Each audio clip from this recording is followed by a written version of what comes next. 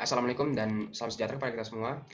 Di sini saya Syafrul Pane ingin menyampaikan materi terkait dengan statistika dan tabel frekuensi meliputi mean, median, dan modus. Namun sebelum kepada materi, saya akan memperkenalkan kelompok saya. Kami dari kelompok 4 yang anggotanya terdiri dari Martina Angelis Boro, Trimania Gea, Anissa Salwa, Eris Nababan, dan saya sendiri Syafrul Pane sebagai moderator.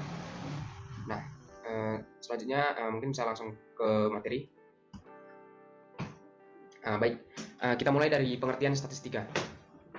Secara garis besar, statistika adalah ilmu yang mempelajari semua hal tentang data, mulai pengumpulan, penyajian, analisis, sampai terbentuk suatu kesimpulan.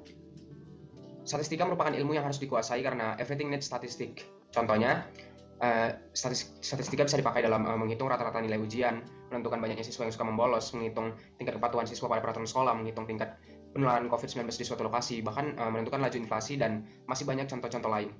Nah, mungkin pengertian tadi dapat menjelaskan definisi statistika secara mendasar. Selanjutnya, kita beranjak kepada pembagian dari ilmu statistika. Secara pembagian, statistika dibagi menjadi dua, yaitu statistika deskriptif dan statistika induktif. Saya mulai dari yang pertama. Yang pertama adalah statistika deskriptif, yang merupakan model penerapan metode statistik yang bertujuan untuk mengumpulkan, mengolah, menyajikan, dan menganalisis data kuantitatif secara deskripsi. Statistika model ini hanyalah bertujuan untuk mendeskripsikan keseluruhan muatan dari suatu sampel.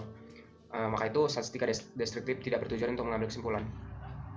Adapun model statistik yang biasanya dibahas dalam statistika deskriptif ialah seperti distribusi frekuensi, pengukuran nilai-nilai statistik, angka indeks, analisis runtutan waktu, dan lain sebagainya. Berdasarkan pokok bahasan yang di atas tadi, statistika deskriptif di atas, maka jelaslah bahwa statistika ini sifatnya hanya bertujuan memberikan informasi saja, tidak untuk memberikan kesimpulan. Baik, begitu terkait statistika deskriptif. Selanjutnya, statistika induktif. Statistika selanjutnya adalah statistika induktif. Model statistika jenis ini adalah dengan terlebih dahulu menganalisis data yang ada dalam suatu sampel. Data tersebut kemudian akan digunakan untuk mencari kesimpulan berupa generalisasi atas suatu populasi. Adapun model dari statistika induktif ini sebagai berikut, yaitu yang pertama, probabilitas kurva normal, yang kedua, sampling dan distribusi sampling, yang ketiga, estimasi atau pendugaan harga parameter, yang keempat, uji hipotesis baik sederhana atau perbandingan antara dua nilai bagi mean maupun proporsi.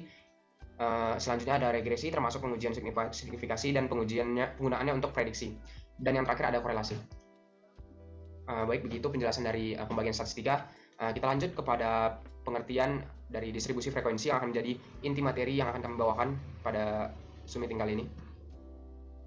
Distribusi frekuensi. Data yang telah diperoleh dari suatu penelitian yang masih berupa data acak yang dapat dibuat menjadi data yang berkelompok, yaitu data yang telah disusun ke dalam kelas-kelas tertentu. Daftar yang memuat data berkelompok disebut distribusi frekuensi atau tabel frekuensi.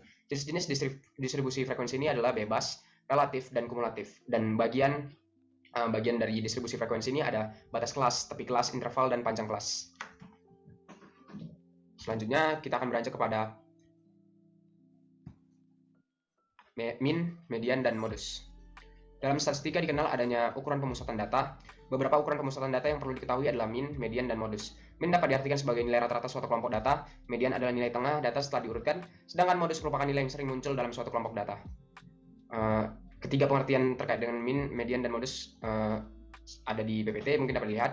Dan selanjutnya ada rumus terkait mean atau nilai rata-rata dalam suatu data kelompok, dan berikutlah rumus-rumusnya. Jika kita lihat di samping itu adalah rumus mean, namun yang di sampingnya lagi juga rumus mean, namun diperuntukkan kepada data yang kelompok. Selanjutnya kita beranjak kepada rumus dari median dan modus. Median sendiri atau nilai tengah dalam suatu data kelompok, berikut adalah rumusnya. Dapat dilihat pada PPT. Dan berikutnya ada modus atau nilai yang paling sering muncul dari suatu data kelompok. Dan dapat dilihat juga, begitulah rumus modus. Selanjutnya saya akan menjelaskan kepada contoh soal dan penyelesaian yang sebenarnya akan disampaikan oleh teman-teman saya yang lain, berupa soal dari pencarian mean, median, dan modus dalam suatu data kelompok, dan akan dijelaskan juga penyelesaiannya. Saya persilakan kepada teman-teman. Halo, dalam video ini saya akan menjelaskan cara mencari mean, median, dan modus dalam sebuah data. Nah, di sini telah diberikan sebuah data. Kita anggap saja ini adalah nilai statistik dari 80 orang siswa. Jadi datanya ada 80 ya. jumlah datanya 80. Nah, sebelum mencari mean, median, serta modus, hal yang pertama kita lakukan adalah membuat tabel distribusi frekuensi.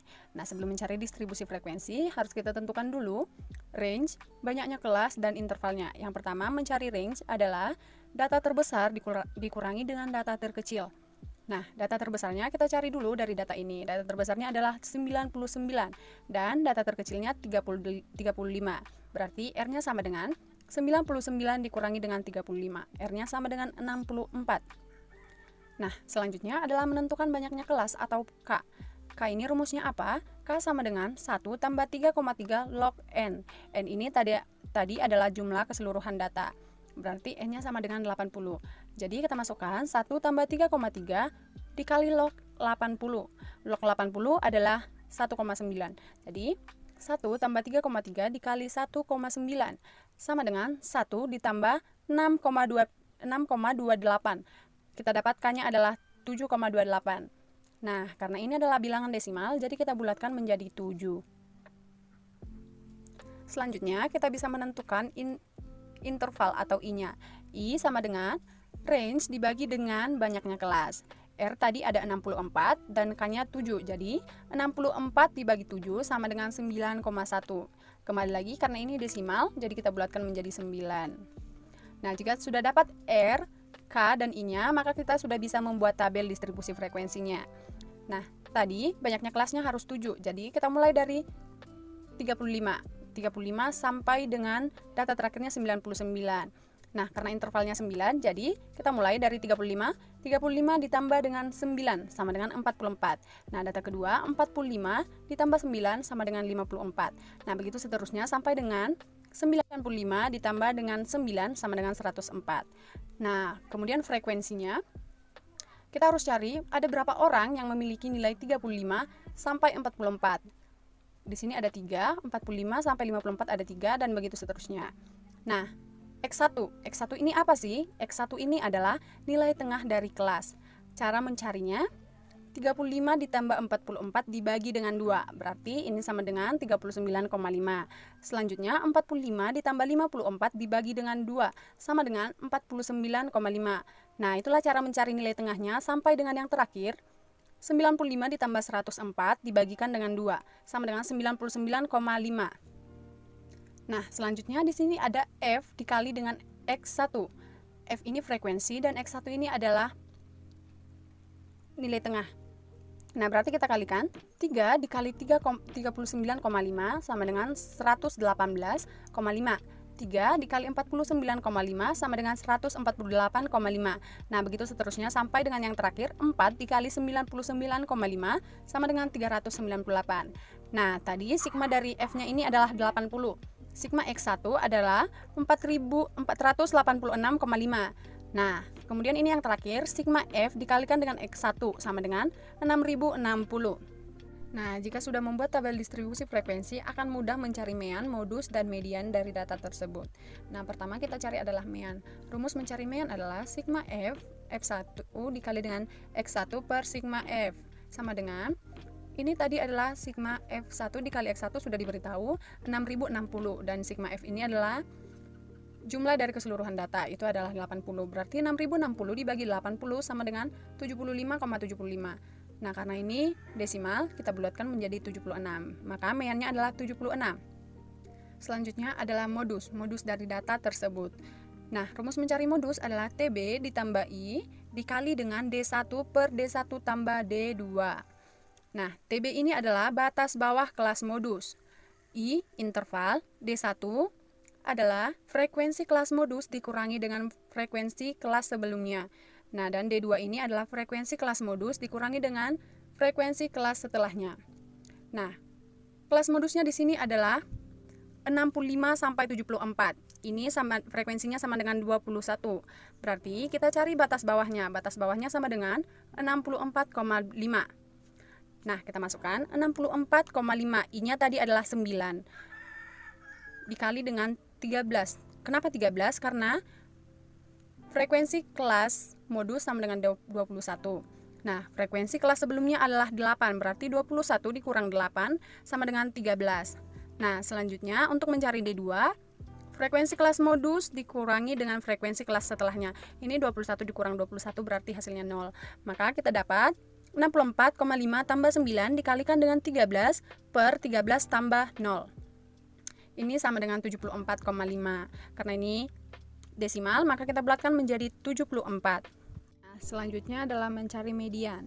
Rumus median adalah TB ditambah I dikali setengah N dikurang F per F. Sama dengan TB ini batas bawah dari kelas median. Kelas mediannya adalah 65 sampai 74 dengan frekuensi 21. Nah, kita ambil batas bawahnya 64,5 ditambah intervalnya sama dengan 9 dikali setengah dikali 80. N ini adalah jumlah keseluruhan data, berarti 80 dikurangi dengan 14. Kenapa 14? Karena jumlah frekuensi sebelum kelas median adalah 14 per 80. 80 ini jumlah keseluruhan data.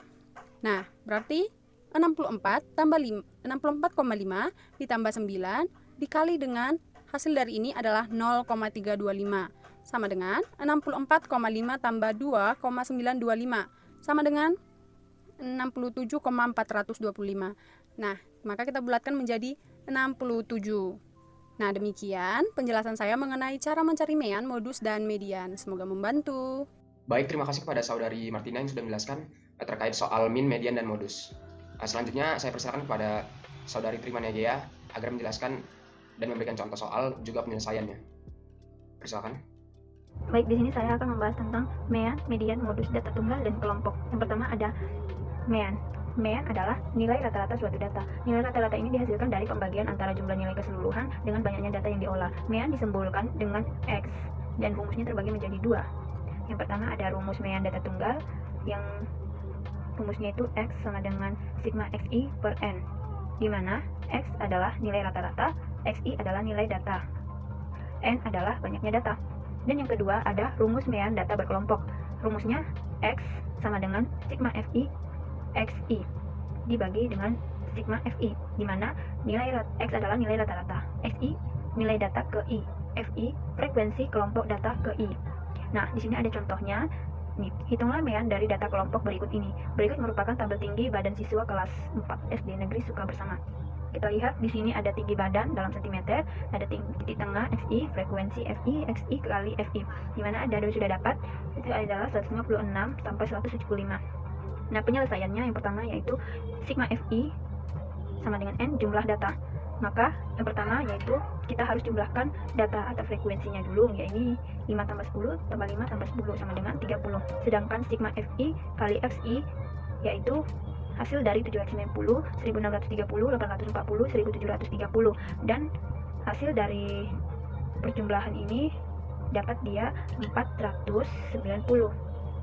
Maaf 4990. Nah, yang kemudian langkah ketiga kita masukkan rumusnya yaitu X sama dengan sigma Fi kali Xi per sigma Fi. Nah, hasil dari sini kita tinggal masukkan 4990 dibagi dengan 30 atau nilai jumlah data 30 sama dengan 1066,33. Oke, 166,33. Begini hasil dari mean. Kemudian kita lanjut ke median. Median adalah nilai tengah pada data yang telah diurutkan.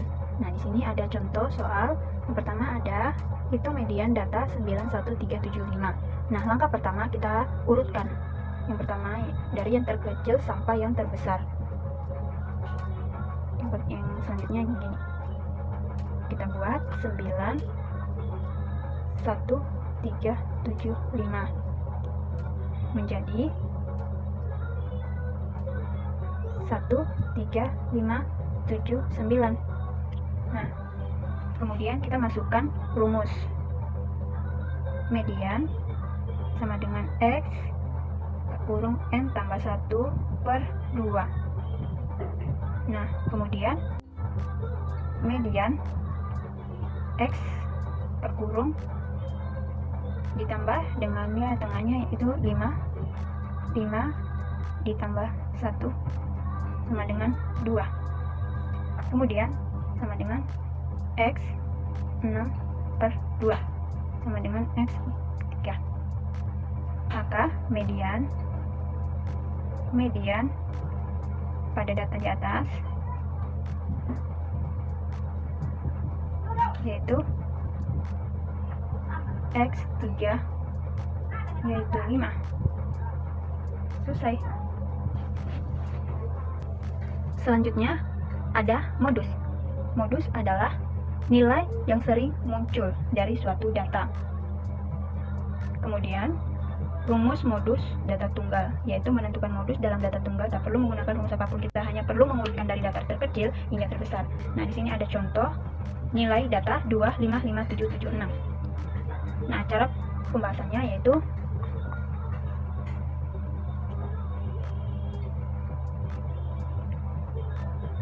kita urutkan dulu dari seperti tadi, kita urutkan dari yang seperti ini menjadi yang terkecil sampai yang terbesar. Berarti yang pertama 2, 5, 5, 6, kemudian 7, 7. Nah, mudah saja. Kalau modus kita hanya menemukan mana bilangan yang sering muncul. Nah, di sini kebetulan yang sering muncul adalah 5 dan 7. Jadi, modus data dari yang di atas ialah ada 5 dan 7. Terima kasih. Baik, terima kasih juga pada Saudari Gea yang sudah menjelaskan terkait contoh soal dan penyelesaian dari min, median, dan modus. Selanjutnya, kita akan menyajikan sebuah soal terkait statistika namun di luar dari min, median, dan modus sebagai pemahaman kita bersama. Kali ini dua teman saya akan menjelaskan soal tentang regresi, dan dipersilakan kepada Saudari Eris mungkin untuk menyampaikan contoh soal dan penyelesaiannya. Baik, saya akan menjelaskan tentang regresi linear sederhana. Di mana regresi linear sederhana adalah suatu metode yang digunakan untuk melihat hubungan antar satu variabel yang bebas dan memiliki hubungan garis lurus dengan variabel yang lain atau dengan variabel yang sudah terikat. Di sini kita akan menyelesaikan satu contoh, di mana contohnya sebagai berikut. Berikut data biaya promosi dan volume penjualan sepeda motor di 9 kota tahun 2019. Ini adalah biaya promosi, kita anggap X, dan inilah datanya, volume penjualan. Ada 1, 2, 3, 4, 5, 6, 7, ada 9 data. Nah, yang ditanya, A. Buatlah persamaan regresi linear sederhana dan interpretasikan hasilnya. B. Jika biaya promosi 3,5 miliar rupiah per tahun, maka berapakah perkiraan volume penjualan? Nah, langsung saja kita jawab. Terlebih kita buat dahulu tabelnya seperti ini. Biaya promosi miliar per tahun. Volume penjualan 1000 unit. Di sini ada datanya 0,8, 3,31, 1,3, 1,5 sampai, nah ini dia datanya. Lalu kita mencari nilai XY. XY adalah ini X, ini Y. Lalu kita kalikan 0,8 dikali 31 hasilnya 24,8 sampai ke bawah ini adalah perkalian dari 3,9 dikali 115 adalah 448,5. Sama juga dengan X2, X kuadrat namanya, X kuadrat. X kuadrat adalah ini kan tadi X gitu kan. Ini dikuadratkan gitu. Jadi 0,8 dikali 0,8 gitu. 1,3 dikali 1,3 sama dengan 1,69 sampai seterusnya seperti ini. Kemudian kita mencari jumlah dari sigma X dan sigma Y. Sigma X adalah 20,6, sigma Y 550, ini dari hasil penjumlahan ini. XY ini dijumlahkan, dapatnya 1454, dan X kuadrat ini dijumlahkan sampai ke bawah 55,6. Lalu yang jadi pertanyaan kan, buatlah persamaan regresi linear sederhana dan interpretasikan hasilnya. Kita masuk, B adalah, sebelumnya saya menjelaskan, N adalah banyaknya data, ini sigma X yang tadi ya, 20,6, sigma Y 555, sigma XY 1454, sigma X kuadrat 55,6. Yang kita cari adalah terlebih dahulu konstanta. B ini adalah konstanta. Di mana rumusnya? N tadi kan banyaknya data gitu kan. N sigma XY dikurang sigma X dikali sigma Y per N sigma X kuadrat dikurang, ini buka kurung, sigma X, jadi jumlahnya sigma X ini kita kuadratkan. Ini adalah rumus dari konstanta. Nah, di sini saya sudah menulis jawabannya ya. Tadi kan rumusnya B sama dengan N sigma XY per ini kan gitu. Langsung saja kita masukkan. N-nya tadi kan 9, jadi 9 dikali 1454 dikurang 20,6. Ini kan tadi sigma X ya, sigma X 20,6 dikali 550 per 9 dikali 55,6 dikurang 20,6 dikuadratkan. Jadi jumlah sigma X ini dikuadratkan 20,6 kuadrat gitu sama dengan 13.086 dikurang 11.330 per 500,4 dikurang 424,36. Hasilnya adalah 17.756 per 76,4. Di sini hasilnya adalah 23,9. Jadi ini ya, koefisiennya itu ada 23,9. Kita masuk ke yang A, konstanta. Ini rumusnya, sigma X dikurang B. B-nya ini kan tadi ini 23,9 ya. Sigma X per N. Jadi kita masukkan 550 dikurang 23,9 dikali 20,6 per N-nya kan tadi 9. Lalu 550 dikurang, ini hasil perkalian dari 23,9 dikali 20,6. Hasilnya 475,654 per 9. Hasilnya 74,346 per 9. Jadi hasilnya 8,26. Jadi Y-nya adalah 8,26 ditambah 23,09X. Jadi ini hasilnya yang persamaan dari pertanyaan dari yang bagian A. Pertanyaan yang kedua. Jika biaya promosi 3,5 miliar rupiah per tahun, maka berapakah perkiraan volume penjualan? Jadi langsung saja kita masukkan rumusnya, volume penjualan sama dengan yang tadi A ditambah B, lalu dikalikan dengan biaya promosi 3,5. Jadi 8,26 ditambah 23,9 dikalikan dengan 3,5 sesuai dengan pertanyaan tersebut. Jadi kan hasilnya tadi kan ini 8,26 ditambah 23,9 dikali 3,5. Jadi jawabannya adalah 89,75. Jadi perkiraan volume ya. Perkiraan volumenya adalah 89,75. Sekian. Terima kasih kepada Saudari Eris, dan berikutnya dipersilakan kepada Saudari Anissa untuk menyampaikan contoh soal dan penyelesaiannya. Nama saya Anissa Salwa Nasution dari Sastra Indonesia 2019. Saya di sini akan membahas tentang regresi linear. Nah, untuk kasusnya itu saya mengambil dari soal UAS statistika kemarin, yaitu sebuah penelitian dilakukan untuk mengetahui apakah ada pengaruh makanan ikan tiap hari dalam seminggu itu disebut X1 dan panjang ikan itu X2 terhadap berat ikan kilogram itu Y di Desa Tani Tambak Raya Sejahtera. Data sebagai berikut. Nah, di sini udah tertera datanya teman-teman.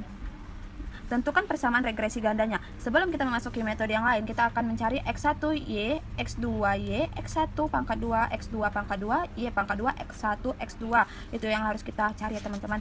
Nah, di sini saya sudah mendapatkan jumlah dari X1, Y, X2, Y, X1 pangkat 2, X2 pangkat 2, Y pangkat 2, X1 sama X2. Nah, di sini saya sudah mendapatkan.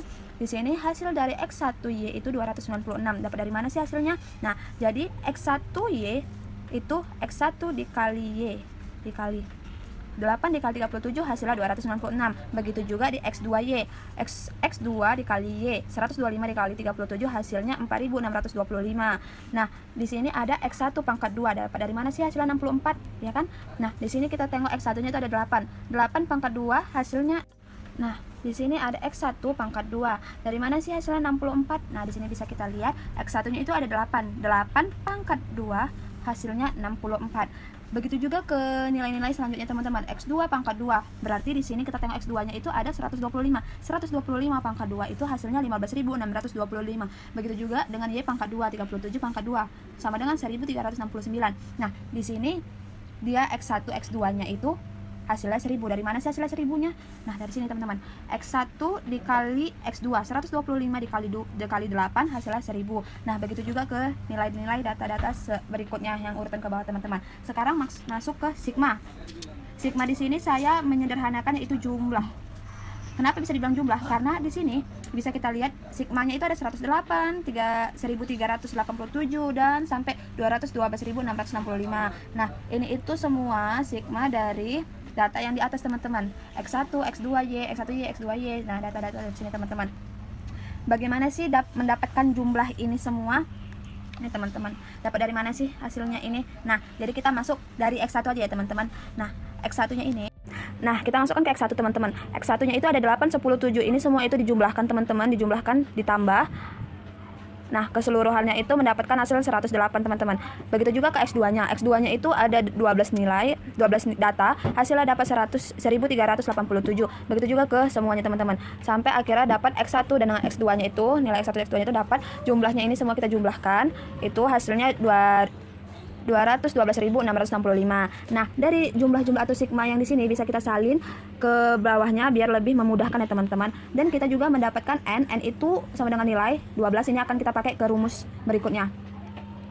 Sebelum memasukkan data tersebut ke persamaan B1, B2, dan A, kita gunakan metode skor deviasi untuk menyederhanakan data. Metode ini menggunakan, ini saya ada 6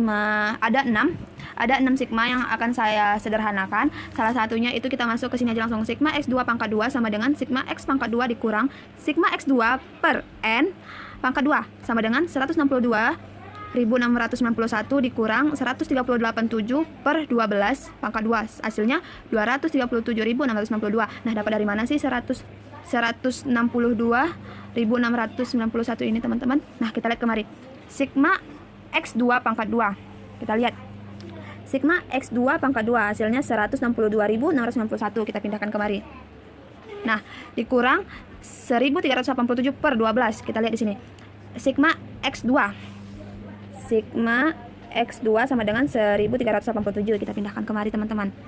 Nah, per 12. N-nya tadi kan nilainya itu 12 pangkat 2. Hasilnya 237.692. Nah, begitu juga selanjutnya. Dan ini terakhir ada sigma X1 X2. Sigma X1 X2 itu dikurang sigma X1 kali sigma X2 per N. Hasilnya 12.665 dikurang 108 dikali 1.387 per 12. Hasilnya 182. Seperti itu teman-teman. Ini dia. Nah, sekarang kita masuk ke bagian B1. Nah, di sini bisa kita lihat B1-nya itu sigma X2 pangkat 2 dikali sigma X1Y dikurang sigma X1 X2 dikali sigma X2Y per sigma X1 pangkat 2 dikali sigma X2 pangkat 2 dikurang sigma X1 X2 pangkat 2. Nah, ini bisa kita sebut dengan rumusnya teman-teman. Rumus. Nah, di sini barulah kita pindahkan angka-angkanya teman-teman. Sigma X2 pangkat 2 237.692 dapat dari mana? Dari sigma yang sudah kita sederhanakan tadi teman-teman. Dari metode skor deviasinya. Nah, bisa kita pindahkan semua ini teman-teman sesuai dengan sigma-sigmanya.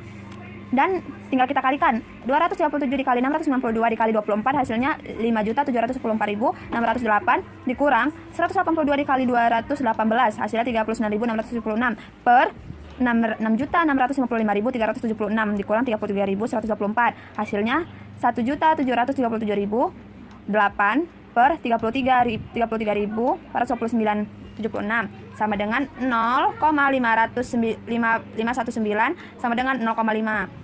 B2-nya juga seperti itu teman-teman, dengan rumusnya seperti ini, bisa dilihat sendiri teman-teman. Dan tinggal kita pindah-pindahkan aja angkanya, pindahkan angkanya juga, tinggal dijumlahkan teman-teman. Nah, 28 dikali 218 hasilnya 6.104 dikurang 182 dikali 24 hasilnya 4.368 per, ini tinggal dikalikan, udah dapat hasilnya dikurang dengan 182 pangkat 2 hasilnya 6.655.376 dikurang tadi 182 pangkat 2 33.124 hasilnya 5.668 per 3.342.342.976 sama dengan 0,169 atau bisa kita gunakan ke jadi 0,17. Nah, sekarang kita masuk ke A-nya. Nah, di A ini berbeda juga dia dengan rumusnya ini teman-teman. Jadi di A ini memakai sigma Y2 per N dikurang B1 sigma X1 per N dikurang B2 dikali sigma 2 per N. Hasilnya 18.320 dibagi 12 sama dikurang 0,5. 0,5 ini tadi hasil dari B1-nya. 108 per 12 dikurang 0,17 sama juga dengan hasil dari B2-nya. Itu terus 1.387 per 12. Hasilnya sama dengan 152,5 dikurang 4,68 dikurang 19,64. Hasilnya 128,18 atau bisa kita genapkan jadi 128,2. Jadi persamaan regresi gandanya yaitu Y sama dengan 128 dikurang 0,52 itunya X1 dikurang 0,17 nya itu X2 sama dengan 127,51. Nah, inilah hasil keseluruhannya teman-teman. Jadi persamaan regresi gandanya itu 127,51 teman-teman. Baik, saya ucapkan terima kasih kepada teman-teman dalam kelompok saya yang sudah menjelaskan terkait dengan contoh soal dari min, median, dan modus bahkan sampai ke soal regresi. Saya ucapkan terima kasih. Selanjutnya kita akan beranjak kepada kesimpulan dari video pembelajaran kali ini, yang dapat saya bacakan bahwa statistika dapat kita temui dalam berbagai hal, dan hampir semua hal membutuhkan statistika. Sebab itu dengan adanya statistika sebagai mata kuliah dapat membantu mahasiswa untuk berpikir kritis dan memikirkan banyak kemungkinan. Tak hanya itu, hal-hal krusial seperti menghitung rata-rata nilai ujian, menentukan banyak siswa yang suka membolos, menghitung tingkat kepatuhan siswa pada peraturan sekolah, menghitung tingkat penularan COVID-19 pada suatu lokasi, bahkan menentukan laju inflasi dapat diselesaikan dengan statistika. Maka begitulah fungsi dari statistika itu sendiri. Dan saya rasa berikutlah video pembelajaran dari saya akan saya akhiri. Wabillahi taufiq wal hidayah. Wassalamualaikum warahmatullahi wabarakatuh. Terima kasih.